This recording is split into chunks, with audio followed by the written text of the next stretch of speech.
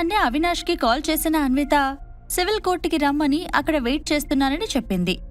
దాంతో అవినాష్ షాక్ అయ్యాడు. అక్కడేం చేస్తున్నావు? అంటే డివోర్స్ అడగడానికి కాల్ చేశావా అని అడిగాడు అవినాష్. చిన్నగా నవ్విన అన్విత, డివోర్స్ విషయం కాకపోతే నీకు కాల్ చేయాలని నేను కలలో కూడా అనుకునేదాన్ని కాదు అని ఆమె అంది. డివోర్స్ వద్దని నేను చెప్తే నీకు అర్థం కావట్లేదా? నువ్వు నాకు కావాలి, యూర్ మై వైఫ్ అని స్ట్రాంగ్గా చెప్పాడు అవినాష్. డివోర్స్ కావాలని అడిగింది నేను కాదు, నువ్వే. అప్పుడు కావాలని నువ్వే అడిగి ఇప్పుడు వద్దని నువ్వే అంటున్నావు. డైవర్స్ కావాలని నువ్వు అడగడం నాకు మంచిదయ్యింది. దాంతోనే నాకు లైఫ్ వాల్యూ ఏంటో తెలిసింది. లేకపోతే కూరలో కరివేపాకులా, వంటింట్లో కుందేలులా అయిపోయేది నా జీవితం.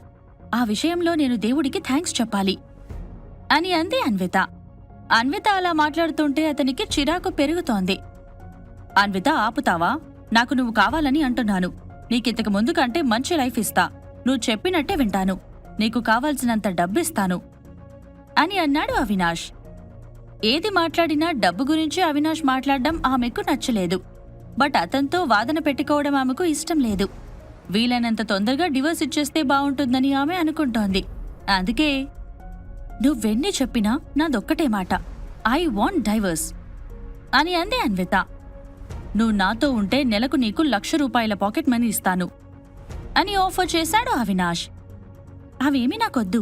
నువ్వు ఇక్కడికి తొందరగా వస్తే బావుంటుంది. లేకపోతే మళ్ళీ జనాలు ఎక్కువైపోతారు.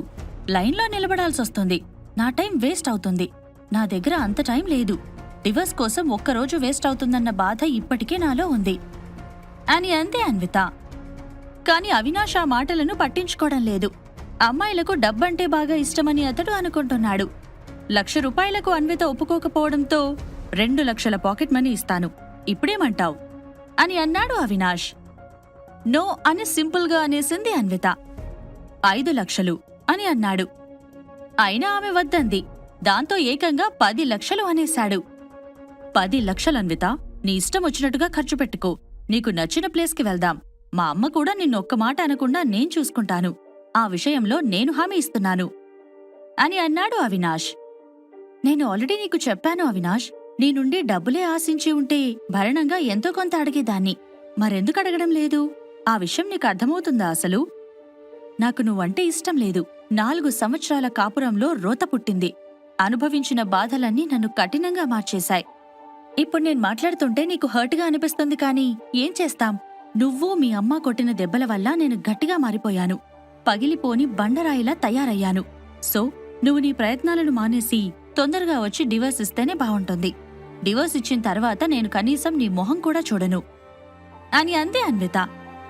ఆమె మాటలు అతడి గుండెల్లో గుణపంలా పొడుస్తున్నాయి. దాంతో కోపం పెరిగిపోయింది.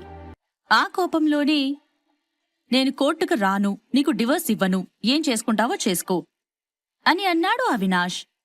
చిన్నగా నవ్విన అన్విత, నువ్వు ఇలాంటి వేషాలు వేస్తావని నాకు తెలుసు. అందుకే నా దగ్గర ఇంకో ప్లాన్ ఉంది. దాన్ని అమలు చేస్తే నువ్వు ఖచ్చితంగా రావాల్సి ఉంటుంది.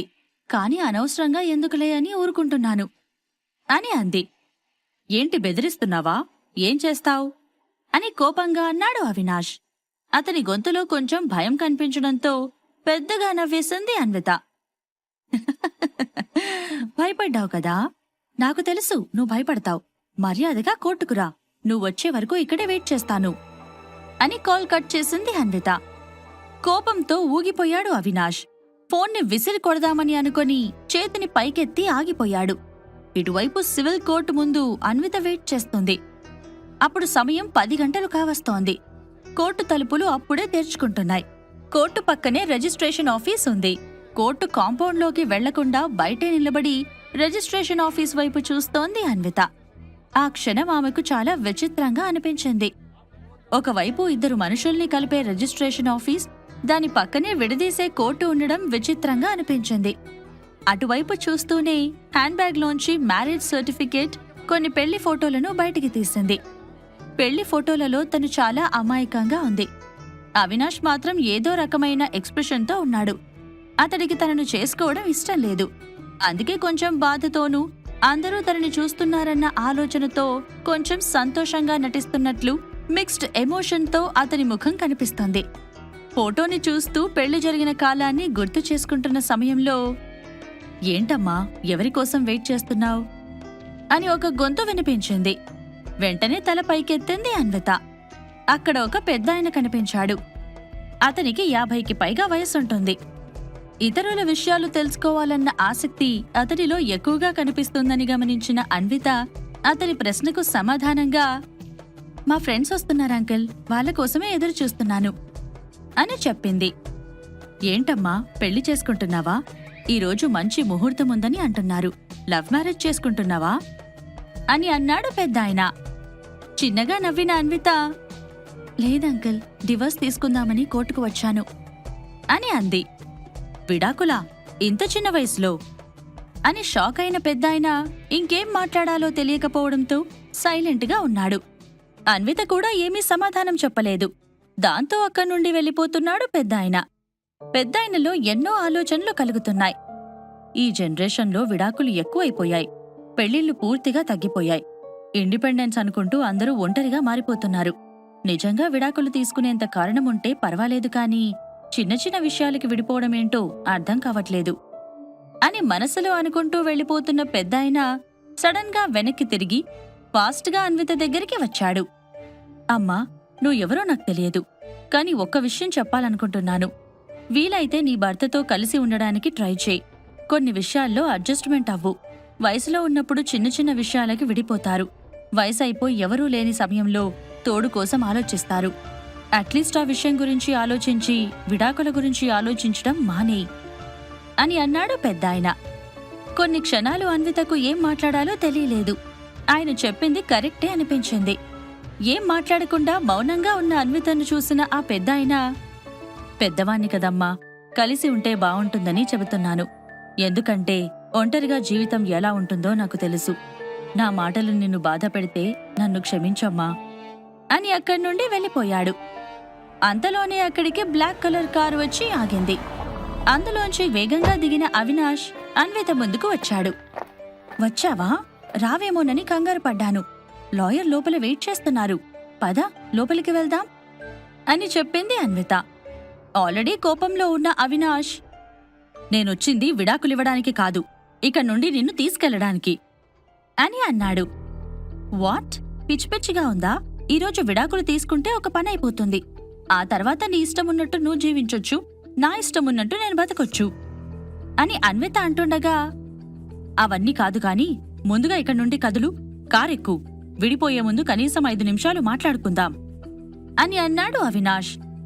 నేనేమీ మాట్లాడను అని అన్విత చెబుతుంటే ఆమె చేతిని పట్టేసుకున్న అవినాష్ కారులోకి ఆమెను ఎక్కిద్దామని లాగుతున్నాడు. ఇటువైపు అన్విత నన్ను వదులు వదులు అంటూ అవినాష్ పట్టును వదిలించుకోవడానికి ట్రై చేస్తోంది. అక్కడున్నవాళ్లు ఆ దృశ్యాన్ని చూస్తున్నారు తప్ప రియాక్ట్ కావడం లేదు. ఎందుకంటే కోర్టు ముందు ఇలాంటి సంఘటనలు సాధారణంగా జరుగుతూనే ఉంటాయి. ఇద్దరు భార్యాభర్తల్లో ఒకరు విడాకులు కావాలని కోరుకుంటే ఇంకొకరు మాత్రం వద్దు అంటారు. అందుకే అక్కడ చూస్తున్న వారికి ఇదొక రొటీన్ సంఘటనలా మిగిలిపోయింది. అన్విత గింజుకుంటున్నా వినకుండా ఆమె నడుమును పట్టుకుని కారు వెనుక సీట్లో ఎక్కించేశాడు అవినాష్. ఆ తర్వాత తను కూడా సీట్లో కూర్చుని, ఇప్పుడు చెప్పు అని అన్నాడు. చెప్పేదేమీ లేదు అని కోపంగా అంది అన్విత. నన్ను ఇంతలా అసహ్యించుకుంటున్నావంటే నీ బాయ్ ఫ్రెండ్తో అంత దగ్గరయ్యావా అని అడిగాడు అవినాష్. నా పర్సనల్ విషయాల గురించి నీకనవసరం అని అంది అన్విత. పర్సనల్ విషయాలా? సరే, నాకు విషయం చెప్పు. నీ లవర్ నాకన్నా అందంగా ఉంటాడా అని అడిగాడు అవినాష్. ఎస్ అంది అన్విత. నాకన్నా డబ్బులున్నవాడా అని అవినాష్ అడిగితే ఎస్ అని సమాధానం చెప్పింది. నాకన్నా నిన్ను బాగా చూసుకుంటాడా? ఎస్, నీకన్నా చాలా బాగా చూసుకుంటాడు. ఆ విషయంలో హీస్ గ్రేట్ అని అన్విత చెబుతుంటే, ఎంత గ్రేట్? నీకు నాకు పుట్టబోయే బిడ్డను తన బిడ్డలా పెంచేంత గ్రేటా అని అన్నాడు అవినాష్. ఎస్ అంటూ అనబోయిన అన్విత సడన్ గా ఆగిపోయింది. వాట్ అని అరిచింది. అర్థం కాలేదా? ఇప్పుడు నేను చేసే పని వల్ల నువ్వు ప్రెగ్నెంట్ అవుతున్నావన్నమాట, నీకు బిడ్డ పుట్టబోతున్నాడన్నమాట అని వంకరగా నవ్వాడు అవినాష్. ఆ మాటలతో అన్విత షాక్ అయిపోయింది. ఒక్కసారిగా ఆమె ఒళ్ళు జలధరించింది. అప్పటి వరకు తను ఎన్ని మాటలన్నా భరిస్తూ వచ్చిన అవినాష్లోని క్రూరత్వం ఇప్పుడు బయటపడింది. అందుకే ఆమె భయపడుతోంది. వెంటనే కార్ డోర్ ఓపెన్ చేసి పరిగెత్తాలని అనుకుంది కానీ ఆమె చేతులను అవినాష్ పట్టేసుకున్నాడు. ఇప్పుడు నువ్వు ఎక్కడికి వెళ్ళలేవు. ఊరుకుంటుంటే ఎక్కువ చేస్తున్నావు. ఇప్పుడు ఇదే కార్లో మనిద్దరం శరీర సుఖాన్ని అనుభవిస్తాం. బోనస్గా నువ్వు ప్రెగ్నెంట్ అవుతావు. నీకు పిల్లలు పుట్టరన్న మాట అబద్ధమని నువ్వే చెప్పావు కదా, సో ప్రెగ్నెంట్ అవుతావు. అప్పుడు నువ్వు కూడా హ్యాపీనే, నేను హ్యాపీనే అని విషపు నాగు నవ్వినట్టు నవ్వాడు అవినాష్. ఛీ వెధవా, ఇప్పటి వరకు నీకు బుద్ధి లేదు అనుకున్నాను. ఇప్పుడు అర్థమవుతుంది నువ్వసలు మనిషివే కాదని అంటూ కార్ డోర్లోంచి బయటకు రావాలని ప్రయత్నం చేస్తోంది అన్విత. అవినాష్ మాత్రం ఆమెను గట్టిగా పట్టుకొని ఆమె పెదాల మీద ముద్దు పెట్టుకోవాలని అనుకున్నాడు. అతని పెదవులు ఆమె ముఖానికి దగ్గరవుతుండగా పక్కకు తిప్పేసుకుంది అన్విత. దాంతో అతని పెదవుల తడి బుగ్గలను తాకింది. వెంటనే ఆమె కళ్లల్లోంచి కన్నీళ్లు వచ్చాయి. పెళ్లి చేసుకున్న 4 సంవత్సరాలు తనకు ప్రతిరోజూ కన్నీళ్లు వచ్చాయి. ఇప్పుడు విడిపోవాలని అనుకుంటే ఈసారి కూడా అవినాష్ తనను ఏడిపిస్తున్నాడు. ఒక అమ్మాయికి ఇష్టం లేకుండా ముద్దు పెట్టుకోకూడదని, ముట్టుకోకూడదని ఈ వెధవకు ఎలా తెలుస్తుంది అని ఆమె అనుకోసాగింది. బుగ్గ మీద నుండి పెదవులను తీసేసి పెదాల మీద ముద్దు పెట్టాలని అతడు అనుకున్నాడు. అంతలో పూనకమొచ్చిన దానిలాగా ఊగిపోయిన అన్విత, రే అవినాష్, ఈరోజు నీ పని అయిపోయింది అంటూ పిడికిలి బిగించి పొత్తి కడుపులో గట్టిగా గుద్దింది. ఎంత గట్టిగా కొట్టిందంటే అక్కడేదో బాంబు పేలినట్టు చప్పుడు వినిపించింది. ఆ దెబ్బతో అవినాష్ విలవిలలాడిపోయాడు. 2 చేతులతో పొట్టని పట్టుకొని నొప్పితో మెలికలు తిరుగుతున్నాడు. అదే సమయం అనుకొని డోర్ ఓపెన్ చేసి బయటకు పరిగెత్తింది అన్విత. అంత నొప్పిలోనూ, అన్విత, నేను నిన్ను వదలను అంటూ నొప్పితోనే మెల్లగా ఆమె వెనకాల నడిచాడు అవినాష్. ఆమె మాత్రం వేగంగా పరిగెడుతోంది. కొన్ని క్షణాలయ్యేసరికి అవినాష్కి నొప్పి తగ్గిపోయింది. దాంతో అతడి అడుగులు వేగంగా పడుతున్నాయి. అతడి వేగాన్ని చూసి, నన్ను కాపాడండి, నన్ను కాపాడండి అని అరుస్తోంది అన్విత. చుట్టుపక్కల ఉన్న వాళ్లంతా చోద్యం చూస్తున్నట్టు చూస్తున్నారు తప్ప రియాక్ట్ కావడం లేదు. నన్ను కిడ్నాప్ చేయాలని చూస్తున్నాడు, ప్లీజ్ కాపాడండి, హెల్ప్ హెల్ప్ అని అరుస్తోంది అన్విత. ఫాస్ట్గా వస్తున్న అవినాష్ అన్వితను దాదాపు పట్టుకోపోయాడు. అతడు ఆమె చేతిని పట్టుకునే సమయంలో అమాంతం అన్వితను ఎవరో పక్కకు లాగేశారు. అది ఎవరో కాదు, రాఘవ్. అతన్ని అక్కడ చూడగానే ఆమె అవాక్కైపోయింది. తనకు తెలియకుండానే కాపాడమన్నట్లుగా అతని వెనకాలకు వెళ్ళింది అన్విత. ఆమె వెనకాలే వస్తున్న అవినాష్ను చూడగానే గుర్తుపట్టేశాడు రాఘవ్. రాఘవ్కి బిజినెస్ సర్కిల్లో పరిచయాలు ఎక్కువగా ఉండడం వల్ల అతన్ని గుర్తుపట్టేసి ఒకసారి అన్విత వైపు తిరిగాడు. ఆమె మొహమంతా చెమటలు పట్టాయి. భయంతో వణుకుతోంది. డ్రెస్ అంతా చెదిరిపోయినట్టుగా చిందరవందరగా ఉంది. ఆమె పరిస్థితి చూడగానే విషయం మొత్తం అర్థమైపోయింది. అన్వితను అవినాష్ బలవంతం చేయబోతున్నాడని అనుకుని కోపంగా అతడి వైపు చూస్తున్నాడు. పరిగెత్తి అలసిపోయిన అవినాష్ ఊపిరి పీల్చుకుంటూ, ఓహో, వీడేనా నీ బాయ్ ఫ్రెండ్?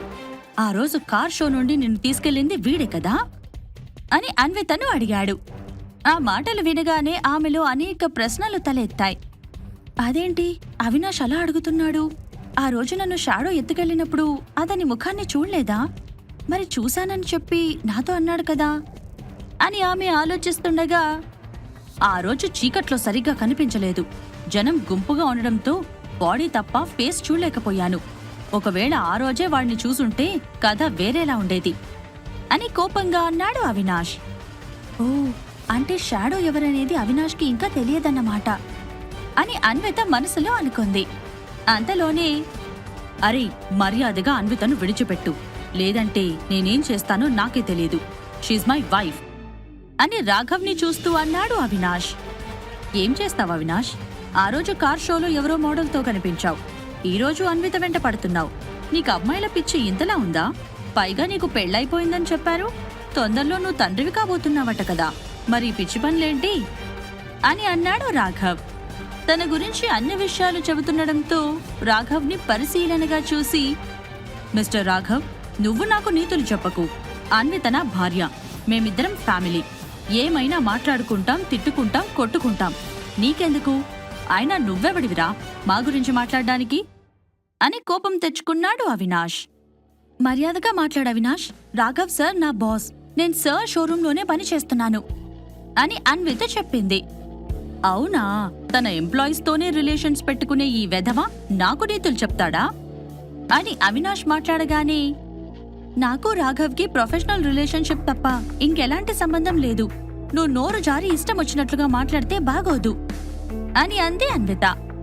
అవును అవినాష్, అన్విత నా ఎంప్లాయ్, తనను రక్షించాల్సిన బాధ్యత నాది అని రాఘవ్ చెప్పబోతుండగా, ఆపురా నీ నాటకాలు, అదో పతివ్రత, నువ్వో పప్పుగాడివి అని అన్విత వైపు చూసి, ఇప్పటికైనా నిజం ఒప్పుకోవే, వీడే నీ బాయ్ ఫ్రెండ్ అని కోపంగా అన్నాడు అవినాష్.